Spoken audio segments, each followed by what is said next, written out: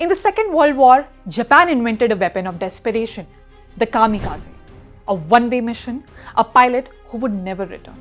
8 decades later, warfare has changed. The aircraft is smaller, the technology is smarter, there is no pilot. But the concept remains brutally effective. Look at Ukraine, look at Russia, look at Iran's Shahed drones.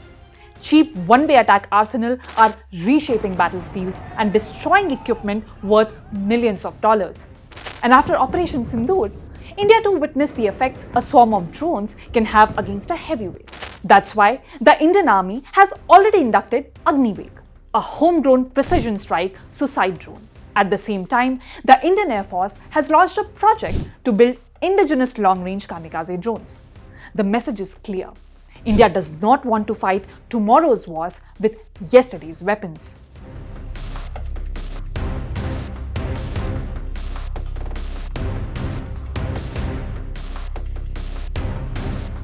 For decades, India imported critical defense technologies. Today, it wants to own them. The Agniveg program, the new Indian Air Force initiative, indigenous drone swarms under development, all point in the same direction. India wants sovereign control over the technologies that will define future warfare. Because the next war may not begin with tanks crossing borders or fighter jets entering airspace. It may begin with hundreds of autonomous drones appearing on radar screens simultaneously. And when that day comes, the side that can build, deploy, and replace drones at scale will hold the advantage. The Kamikaze began as a weapon of desperation. Agniveg is something different, a weapon of deterrence, a signal that India understands where warfare is heading, and this time it intends to arrive prepared.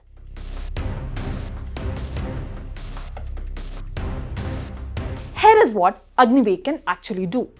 It runs on a turbojet engine, top speed 450 kilometers an hour, range 180 kilometers confirmed in trials, and accuracy within 5 meters of the target even when the enemy is jamming the signal. That last point is critical because modern militaries do not just shoot at drones anymore. They jam them, they spoof them, they blind them electronically. Agniveg was tested in exactly that kind of hostile environment and it still hit its mark. Its targets are clear: command centers, radar stations, logistics hubs, air defense batteries, the places that hurt an enemy most. And it is built by an Indian company, SMPP. 6 months. That is how long it took them to deliver all 106 units. For India, this is more than a new weapon. It is a proof that indigenous defense manufacturing is beginning to deliver systems designed for modern combat realities rather than yesterday's threats.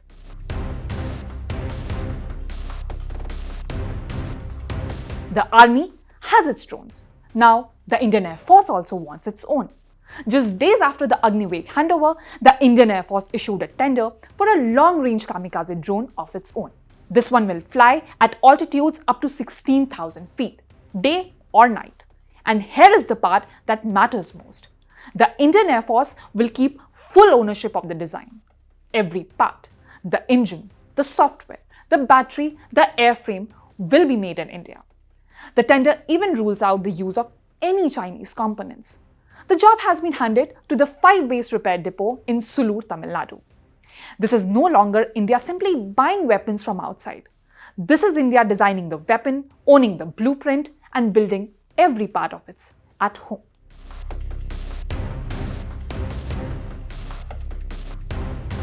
The reason India is speeding up its drone arsenal is its neighbors. 2 nuclear-armed neighbors, both of which are investing heavily in unmanned systems. China has emerged as one of the world's leading drone powers. It produces military drones across multiple categories and has integrated them deeply into its military doctrine. Pakistan, meanwhile, has steadily expanded its drone inventory through indigenous programs and foreign partnerships. It used Turkish drones during the Operation Sindoor. India is getting ready for both, because any future military conflict is likely to begin with just a wave of drones, hundreds of them, possibly thousands, some carrying explosives, others gathering intelligence, some acting as decoys, others targeting radar stations and missile batteries. Traditional air defense systems were never designed for this scale. Shooting down every incoming drone with expensive surface-to-air missiles quickly becomes unsustainable. And that is why loitering munitions have become such an important part of modern military strategy. They are cheaper, flexible, and can remain over a target area waiting for the right moment to strike.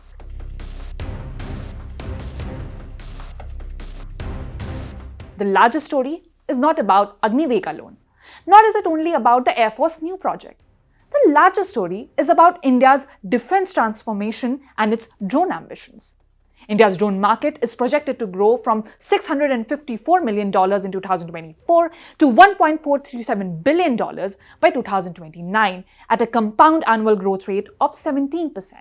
That is a market nearly doubling in 5 years, driven by defense, agriculture, logistics, and security applications.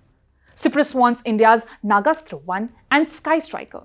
Vietnam and Philippines, Indonesia, Egypt, and the UAE are looking at India's loitering munitions. After Operation Sindoor proved these systems in live combat against a nuclear-armed adversary, the global queue is getting longer. The real question before India is not whether India can manufacture drones.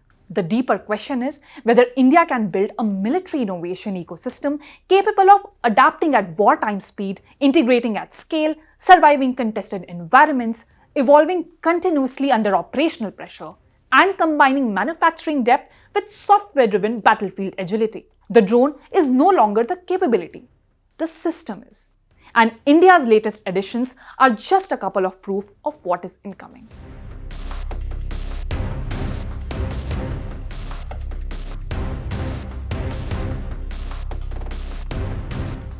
If they had a nuclear weapon, The old rules are breaking. Alliances are shifting. Apologize again to the victims of the paedophile Jeffrey Epstein. Wars are redrawing maps. Oil routes can shake economies overnight. One election in America can impact markets in Mumbai. no tax on tips. One move by China can alter the balance in Asia. One conflict in West Asia can hit every Indian household. This is no longer a distant story. This is our story. Your story. Because for the first time in decades, India is not watching from the sidelines. India is rising. India is negotiating. India is balancing rivals. India is building military strength. India is shaping trade routes. India is becoming central to the new global order. And yet, most global news is still told through someone else's lens. Washington's lens, Beijing's lens, London's lens. But where is India's lens? Where is the platform that explains the world from our perspective? Welcome to India's Axis, a new destination for geopolitics, strategy and power seen through India's eyes, from Neighborhood Watch to the biggest global stories that matter to you. Why tensions in the Taiwan Strait matter to India, how one move by China can affect India's security, what turmoil in Pakistan means for regional stability, how Bangladesh, Sri Lanka, Nepal, and Bhutan shape India's neighborhood, why oil choke points can hit your wallet, how wars abroad can reshape India's security. This is not noise. This is not shouting. This is not recycled headlines. This is sharp, intelligent storytelling, daily explainers, war room analysis, strategic conversations, because news is everywhere. But perspective is rare, and in the age of confusion, clarity is power. Axis is for the audience that wants more than headlines. The axis of global power is shifting. India is at the center of that shift. It's time the world was explained accordingly, to understand the world through India's strategic lens. Subscribe now.